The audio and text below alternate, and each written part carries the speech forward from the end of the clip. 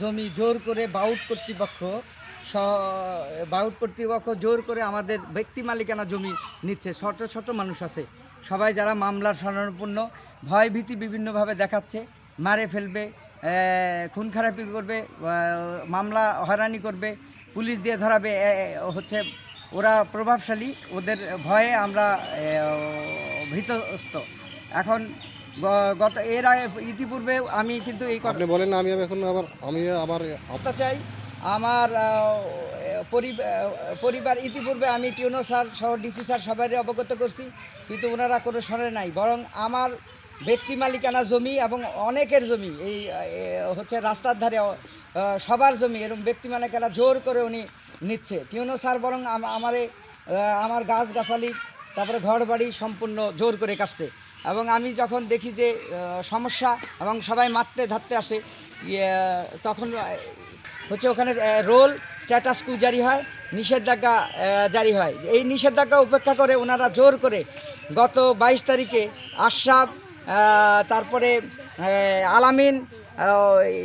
আলামিন বিলপাড়ার বাসিন্দা, ফিজু আব্বাস মিস্ত্রিপাড়ার বাসিন্দা, আর নাজমুল সোনাপুর ঢাকাপাড়ার বাসিন্দা, আরমান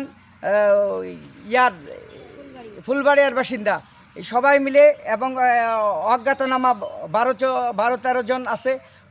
12-13 জন আমি ওনাদের চিনি না। ওনারা টিউনো স্যারের কথা বলছে যে 25 লাখ টাকা চাঁদা চাইছে, না হয় হচ্ছে এখান থেকে ঘর থেকে তুলে দিবে। জানি না ওদের সাথে কি কইছে, বারবার মারতে যাচ্ছে, হুমকি দিচ্ছে।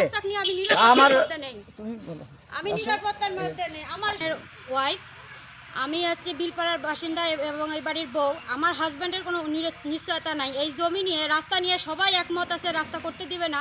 বেআইনিভাবে বাউটরা এবং এলজেডিরা রাস্তা করতে যাচ্ছে। আমার হাজব্যান্ড এবং গ্রামবাসীরা বাধা দিতে গেলে আমার হাজব্যান্ডকে সবাই বলতে যারা কন্ট্রাক্টর এবং কিছু গ্রামের গণ্যমান্য আছে, যেমন আশরাফের ছেলে এবং মিস্ত্রিপাড়ার কয়েকজন আছে, বাইরেরও কয়েকটা ছেলে, 15 থেকে 20 জন ছেলে আনে আমার হাজব্যান্ডকে মারার জন্য, এবং মারও দিছে। আমার শাশুড়িকে মারছে, আমার ভাসুরকে মারছে এবং আমার ননদকেও মারছে ওরা। স্যার, আপনার কাছে রিকোয়েস্ট একটাই, আমার জীবনের এবং আমার হাজব্যান্ড ফ্যামিলি সবার কাছে আমি হচ্ছে প্রধানমন্ত্রীর কাছে আমি হাত জোড়ে অনুরোধ করতেছি। আমি আমার ফ্যামিলি সেফটি চাই এবং ন্যায্য যেটা হয় আমি সেটা চাচ্ছি আপনার কাছে।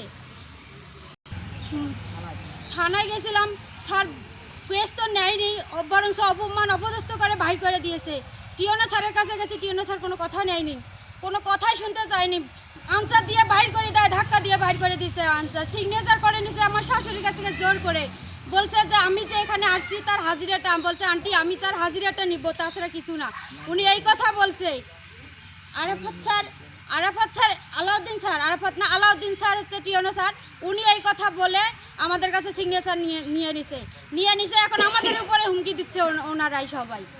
এখন প্রধানমন্ত্রীর কাছে রিকোয়েস্ট করতেছি, আমি আমার ফ্যামিলির এবং গ্রামবাসী সুরক্ষা চাচ্ছি আপনার।